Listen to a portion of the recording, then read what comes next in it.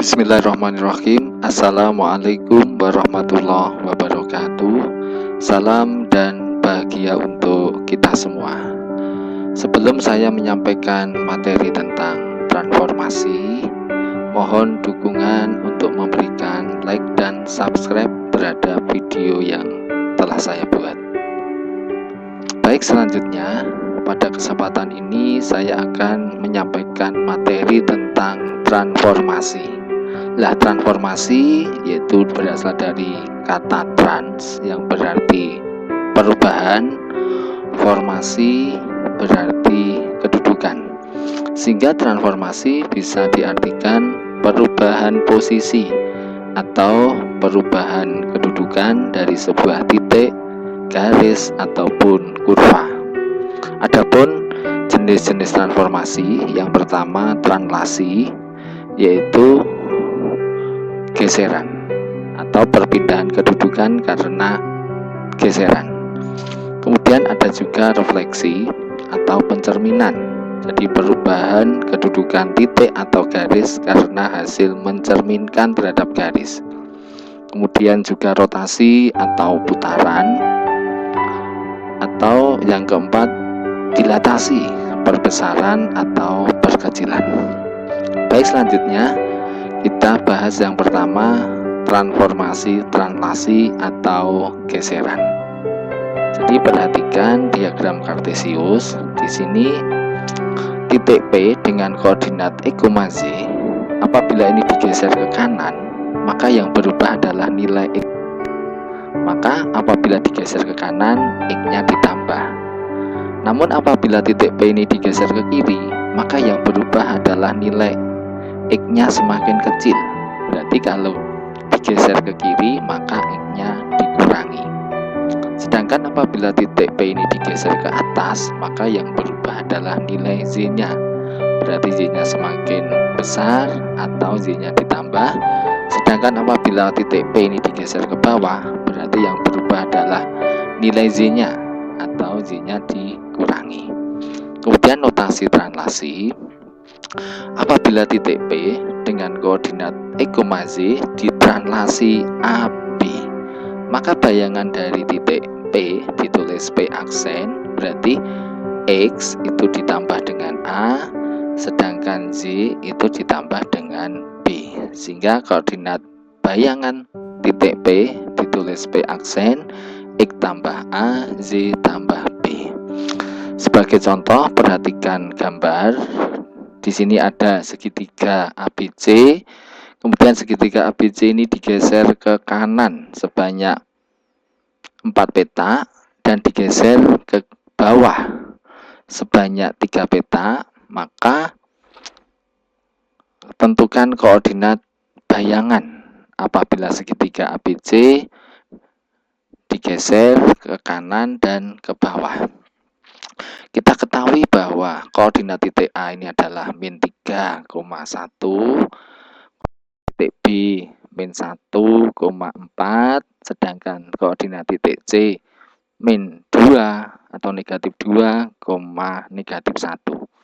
Maka apabila segitiga ABC digeser ke kanan 4 dan ke bawah 3, ditulis notasinya adalah translasi 4 min 3. Maka bayangan dari segitiga ABC ditulis A aksen, B aksen, C aksen, maka koordinat titik A negatif 3,1, maka bayangan dari A adalah negatif 3 ditambah 4, sedangkan Z-nya adalah 1 dikurangi 3, diperoleh A aksen 1, negatif 2. Kemudian koordinat titik B negatif 1,4 ditranslasi 4 min 3, maka bayangannya adalah min 1, X-nya min 1 ditambah dengan 4 sama dengan 3, sedangkan Z-nya 4 dikurangi 3, sehingga bayangan dari B aksen adalah 3,1. Demikian pula untuk titik C dengan koordinat negatif 2, negatif 1 ditranslasi 4 min 3, maka X-nya ditambah 4, berarti negatif 2 tambah 4, sedangkan Z negatif 1 dikurangi 3, sehingga C aksen atau bayangan dari titik C adalah 2, min 4. Contoh berikutnya, tentukan bayangan titik P dengan koordinat 3,7 oleh translasi 10 negatif 2. Maka bayangan dari titik P apabila ditranslasi 10 min 2, P aksen, maka X 3 ditambah 10. Sedangkan nilai Z-nya 7 dikurangi 2. Sehingga diperoleh koordinat titik P aksen adalah 3 tambah 10, 13. 7 dikurangi 2, 5. Contoh lagi, jika bayangan titik P dengan koordinat 2,8 oleh translasi AB adalah P aksen 5,6, maka bayangan titik Q min 4,7 oleh translasi AB adalah titik-titik. Lah, dari sini diketahui titik asal dan titik bayangan, sedangkan translasinya belum diketahui. Oleh sebab itu, maka langkah yang pertama dilakukan adalah menentukan translasinya terlebih dahulu. Kita ketahui dari soal bahwa titik P dengan X2 apabila digeser A, jadi ditambah A, hasilnya harus sama dengan 5. Jadi 2 tambah A, hasilnya harus sama dengan 5. Maka nilai A-nya adalah 3. Sedangkan untuk mencari nilai B, intinya P itu 8, apabila ditambah B, hasilnya harus sama dengan 6. Maka diperoleh nilai B-nya adalah negatif 2. Sehingga dari sini apabila nilai AB sudah ketemu, sudah dicari yaitu 3, min 2, kita tentukan bayangan titik Q dengan koordinat negatif 4,7 oleh translasi AB, di mana A-nya 3, B-nya min 2, maka tinggal masukkan rumus, maka bayangan dari Q yaitu min 4 ditambah A. A-nya tadi 3, berarti min 4 tambah 3 min 1. Sedangkan bayangan dari Z-nya, jadi Z-nya 7 ditambah B, B-nya min 2, diperoleh 5. Jadi bayangan titik Q oleh translasi AB sama dengan negatif 1,5.